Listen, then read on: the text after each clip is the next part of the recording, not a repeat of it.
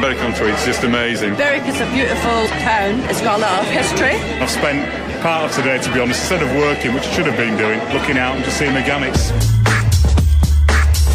If Berwick was an animal, I think it'd be an octopus, because it looks quite simple just lying there, but when it moves in all directions. Mark Steele's in town.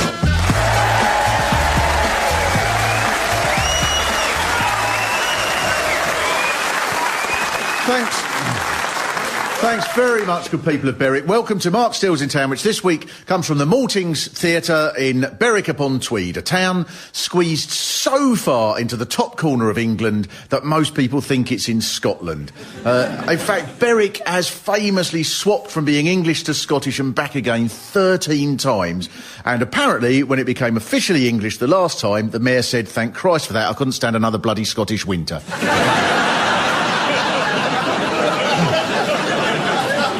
Now, the really intriguing thing here is you don't seem to be sure which country you're in yourself.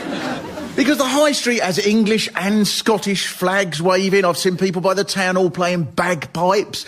Your football team plays in the Scottish League. It's like the whole town's got a split personality. There's probably got a special name like Reverse St George Confused Jock or Not Syndrome. And if Channel 4 hears about it, they'll make a documentary about you, where a shrink says, "How are you today, Berwick?" "I'm feeling just fine. Would you like some shortbread?" And then 5 minutes later he'll say, "And where's Scottish Berwick gone now?" "I locked him in a cupboard lake!" Because you're not only half Scottish and half English, which is confusing enough, but you're half border Scottish and half North East England. So when you see salmon swimming up the Tweed, you must be unsure whether to sit on the bank, gently fishing for them, or wade through the river shouting, "Who you looking at, you pink bastard?"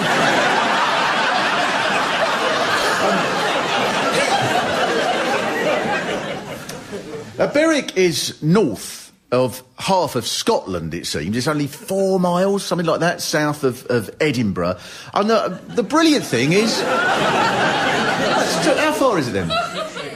It's not 60 miles south of Edinburgh, it's 60 miles from Edinburgh.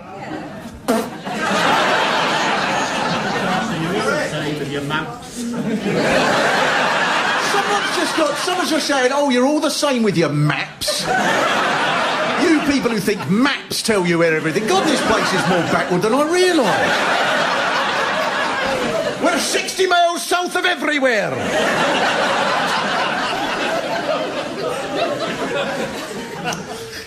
The bit that surprised me most when I was being shown round was, at one point, I was told, "Well, that's it, we've been right round the town." And I said, "Well, we haven't been over the other side of the river yet." Exactly, and I was told, "That's not Berwick. South of the river, Tweedmouth." And then there's a bit the other side by the sea that isn't even Tweedmouth, it's Spittal. Now, I really don't want to sound like I'm talking out of turn, Berwick, but this little town you've got isn't big enough to divide into 3 places. If you've got a big area, like Japan, you can give the towns different names. People say things like, "I've got to go to Tweedmouth," as if it's somewhere else. Rather than somewhere you can lean across and touch. The journey from Berwick to Tweedmouth just really wouldn't make much for an explorer's tale, I'm afraid. As we set out from base camp, Captain Didworth began a prayer that we may overcome whatever obstacles may lay on our path and arrive at our destination of Tweedmouth. "Dear Lord," he said, but at that point Evans interjected. "We're here, sir," he said. "We've made it." So, who's here from Tweedmouth? Anyone? Right. When did you set out? I walked over the A1 bridge today when the wind was up, and that is an extreme sport that they should have on Sky Sports too. There goes Mrs. Mulligan into the Tweed with her shopping. What a fine effort from the plucky pensioner from Castlegate. And the whole town revolves around these huge walls that were ordered by Queen Elizabeth to protect Berwick from Mary, Queen of Scots. It must be the most heavily fortified place in the world compared to what it's got to protect.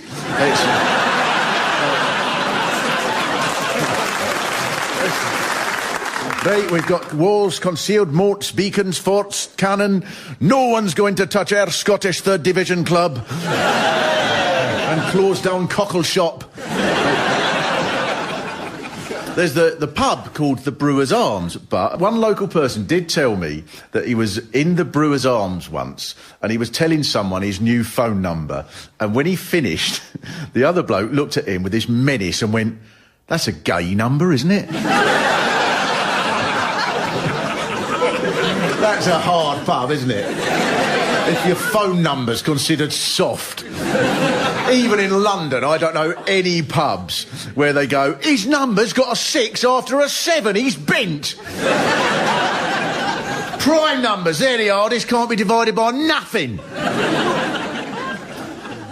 You do have a sweeter side. I saw the procession of the Salmon Queen when I was up here last. That is an important feature. Other towns might spend their money on nonsense, like hospitals or a cinema. You invest it more wisely on a teenager who blesses the river.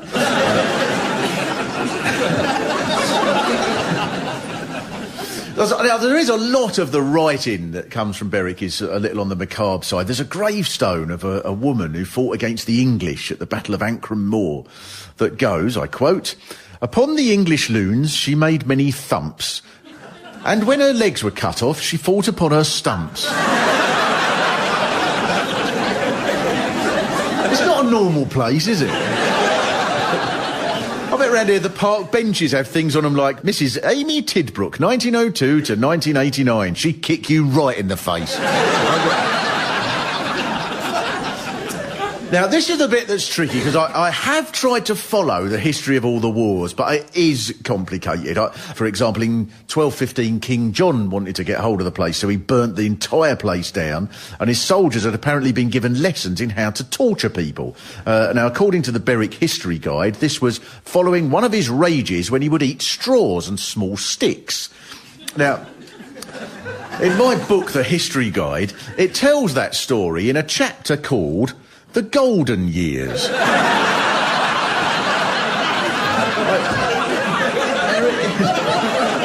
thought, was this book written by Fred West? And then the chapter ends, and after all that stuff, the next chapter is called The Warring Years.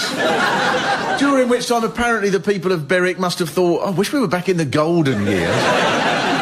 We were burnt to the ground and tortured by a bloke who ate sticks.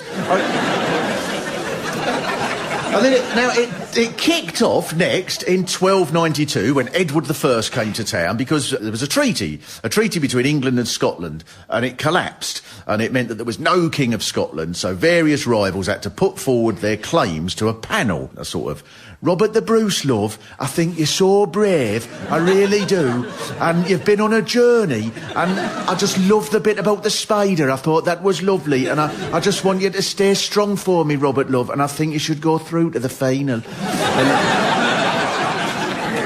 And now, Edward chose John Balliol to be King of Scotland on the understanding that he would do what he was told, but instead of that, he joined the French in attacking England. So Edward destroyed every building in Berwick, including the churches, and would you believe it, this policy appears to have left a slight air of resentment.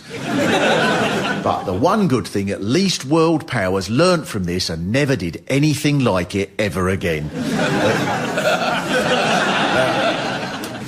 Now, Robert the Bruce eventually won Berwick back for Scotland, so Edward II came with an army of 8,000, apparently, to get it back again. And according to this history guide, the Scots retaliated with coarse oaths and obscene gestures. No wonder the place is getting trashed all the time. What sort of military strategy is that? The enemy has 8,000 men divided into 8 regiments of archers and cavalry with 2,000 horse and 1,000 swordsmen. We shall combat them by going...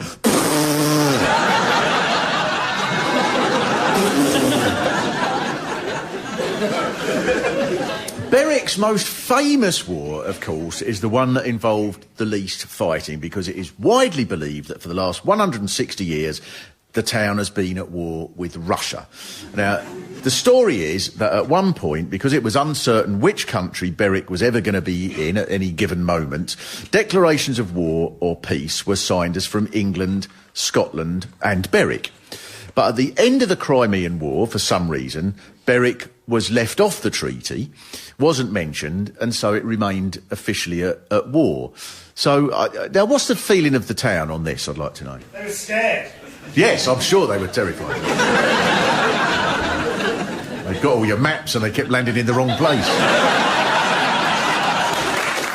4 miles south, there is 60 miles.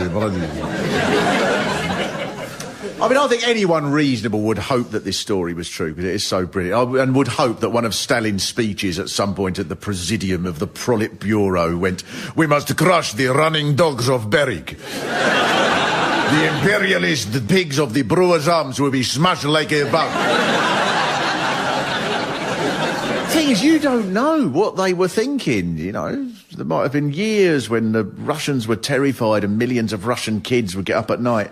"Marmy, I can't sleep. I'm worried the people of Berwick are coming for us." There is one part of the story that is definitely true, which is that in 1966, the London correspondent of the Soviet paper Pravda came to Berwick, and in a ceremony at the town hall, he officially declared peace. And the mayor apparently then said, "Then you may go home, sir, and tell the people they may now sleep easily in their beds."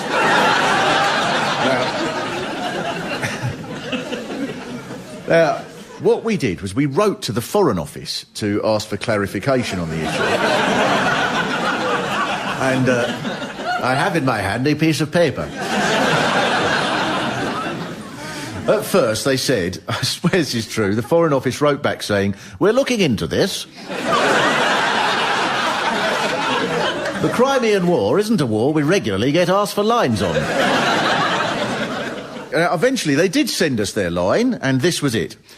"If Berwick on Tweed is at war with Russia, they certainly haven't informed us."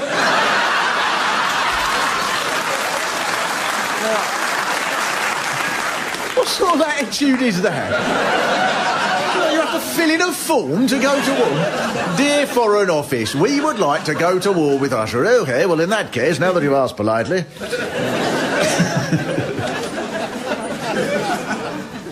Now, there is a sort of different history about the other side of the river, the Tweed mouth side, that suggests that they had more fun, to be honest. For example, this is from the history guide here. "Berwick was devoid of vices, but the same could not be said about Tweedmouth, which was the refuge and den of all disorderly people. Business boomed in Tweedmouth for the 269 ladies of easy virtue." Makes me think, was this history guide written by Ian Paisley? "In 1863, the railway came to Spittle, but they didn't deserve it because the people's souls were filthy." Spittle does have something wonderful about it, I think, because it does. In 1859, almost the whole place went poaching on the river for salmon. The bailiffs came after them, but they were all driven back and their boat was captured and sunk. The bailiff's boat was captured and sunk. And the local paper of the area reported the poachers were disguised in their wives' bedgowns. So there is likely to be some difficulty with identification. So this is the world centre, then, for transvestite poachers. Creeping across rivers. I know we've landed a great deal of salmon, but this skirt sorts of nothing to go with me top. Berwick has one of the 2 parish churches built in Britain when Cromwell was Lord Protector. Apparently the Book of Common Prayer says at the beginning, "These prayers are for use in all churches in England, Wales and the town of Berwick."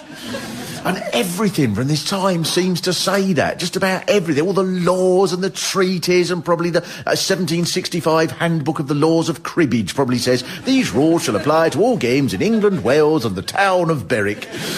And you take this as, oh, we get a mention. We're as important as England in Wales. But I think it sounds like you were a bloody nuisance. So So any instructions went, "These rules are for everyone, and that includes you, Berwick."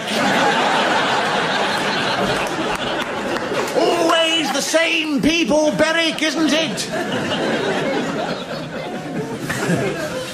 And one of the consequences of all the battles here is that apparently the place is full of ghosts. I've got this book called Haunted Berwick that boasts on the cover. This book contains a terrifying collection of true-life tales from Berwick. So to start with, there's the story of the Phantom Piper of Berwick Castle, which is now part of the station, who apparently patrols the battlements. And the chapter ends, "I asked the staff at Berwick Station if they had ever heard or seen the Phantom Piper. No, they said."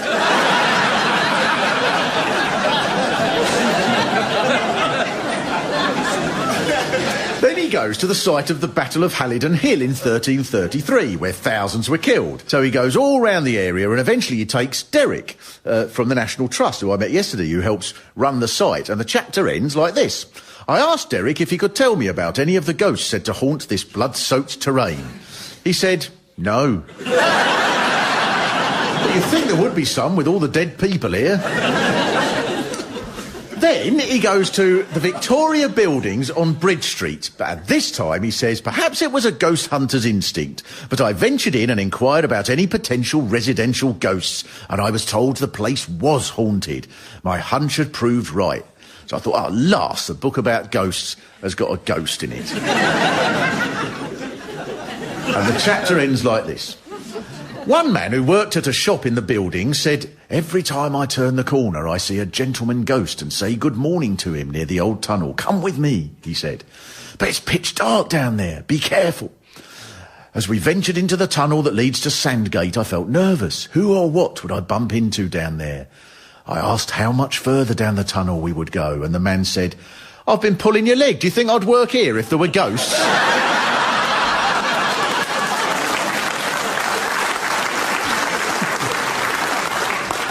Now, unfortunately, he doesn't seem to have learned from this, because in the next chapter he quotes another local who says to him, "You should try Quick Save, they've got ghosts." Now, a place that is genuinely spooky in a very exciting way is Lindisfarne, just down the road, about 60 miles south of here. Lindisfarne, or Holy Island, just down the coast. Now, the reason this place is so peculiar, I'm sure you all know it very well, is because there is a road to the island, but every day when the tide is high, the road gets submerged. Now, this provides huge entertainment. Because about once a month, a tourist decides he can make it across during high tide, and he finds himself in a Ford Orion floating across the North Sea. Now, this is a political issue, because there's been a proposal to install barriers, right, so that at large periods of the day, people won't be able to cross, for several hours before and after the tide comes in, to make absolutely sure. And you have to visit the place to grasp the strength of feeling there is about the proposals for these barriers. I spoke to these two lovely ladies who run the gift shop. "Oh, I tell you what, there's anything you want, I'd love to help you." It was so helpful. And then I mentioned the barriers, and one of these sweet women went, "These people putting that forward, well, they need a slap."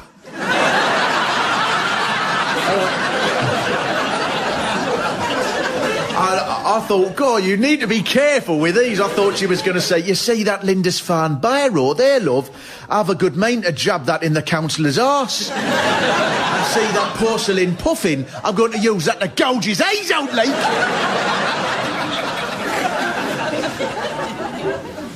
The only thing about it, though, is this. When you think about it, this is a place that is historically a place of great worship.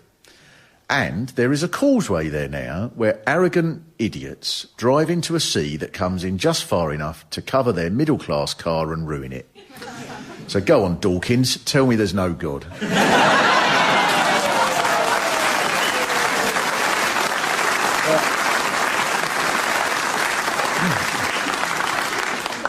The nature of Berwick can probably be summed up by your football club. Berwick Rangers. that famously plays in the Scottish League.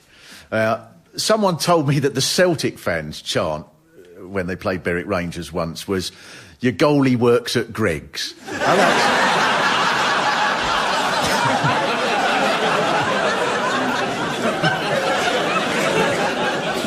I think it'd be brilliant following Scottish third division football teams. I heard about a fan at one game who shouted at one player, "You shite!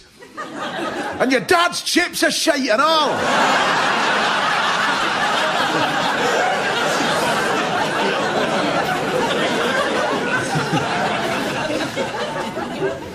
I just want to say, because I think Berwick Rangers are a perfect reflection of the town, as a football club should be, really. I mean, it's not just because they're part English and part Scottish. For example, this is an account from the club's commercial manager of a players' night out in the 1960s, when the manager was Jock Wallace.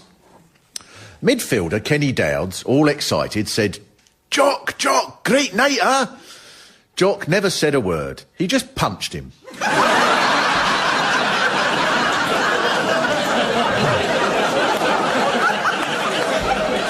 Right on his chin end, levelling him at my feet. Kenny couldn't speak for 3 days. Afterwards, Jock said it was because the players could call him Mr. Wallace or Boss, but not Jock.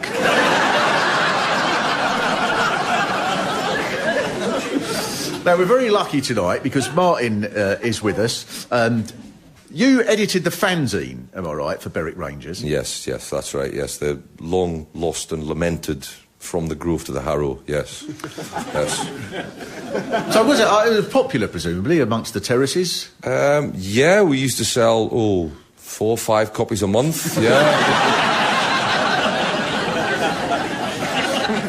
Now, one thing that I think no one would imagine as you sort of hurtle past on the train on the way to Edinburgh, looking down at the sort of nice little Berwick, there is a whole sort of dialect of Berwick up here that is unrecognisable almost anywhere else. So, Martin, I mean, could you sort of, for example, give us a sentence that would only be understood in Berwick? I've written a little paragraph here. OK. A for large. Somebody chewed my body screeve with the chavies and the jugal in the back. I dicked them and I belted off after them. But by the time I catched them, my peeries was nyamming, I was pagged and I was first comfy with a yag chew.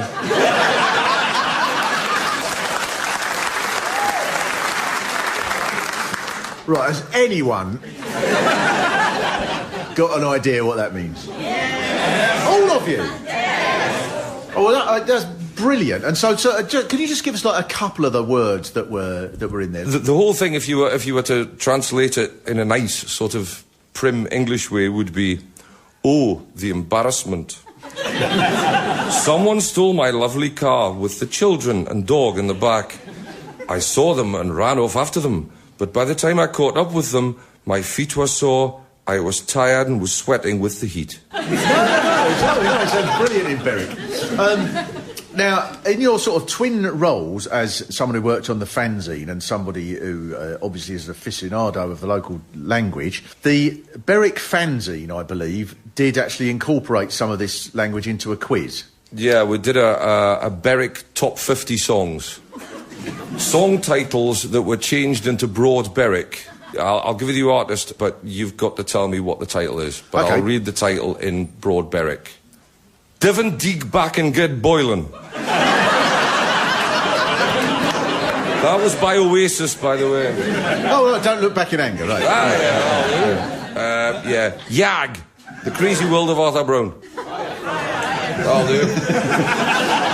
Right, so Yag is fire, right? Yeah. Clearly, yeah. Yag my Yagger. Oh, Light My Fire, The Doors. Yeah. Right. Yeah. I pagged the hornies. Oh, is that I Fought the Law? Well, thanks very much for Martin. That's been brilliant. A brilliant education. So, in conclusion, then, what can we say? How do you come to terms with being a town that's part English and part Scottish, especially as it's two countries with a not always cosy relationship? Christine Graham, who is a member of the Scottish Parliament, is campaigning even now for Berwick to be back in Scotland again. And I don't know, what do people feel about that?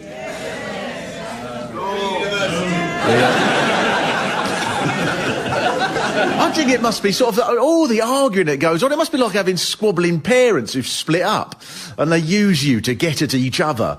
And I reckon you could get whatever you want if you think about it. You could say to the government, we want our own dolphinarium. Well, you can't have that, Berwick. It'll cost a fortune. Right, then we'll go and live in Scotland. They said, we'd all right. And the solution, I think, is that social services should come round, take you away and make you live in Holland.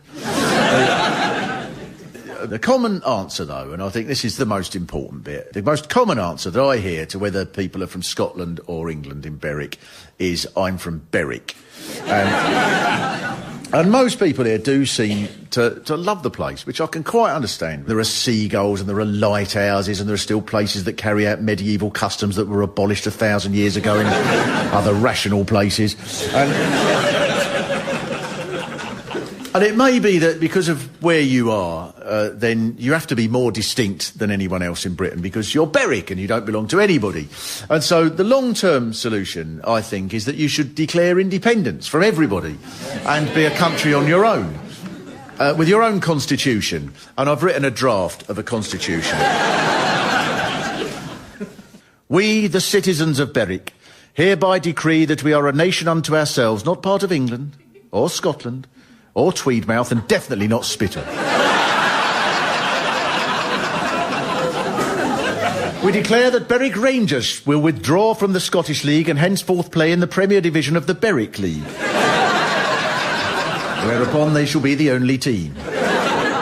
We proclaim the right of citizens to defend the borders of our nation by making obscene gestures. The Constitution shall be enacted from this day in the year 2488, which is a proper man's number.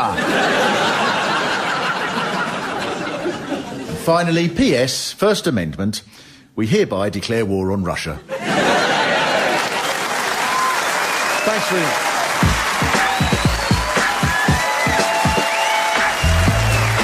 Mark Steele's in Town was written and performed by Mark Steele with additional material by Pete Sinclair. The producer was Sam Bryant.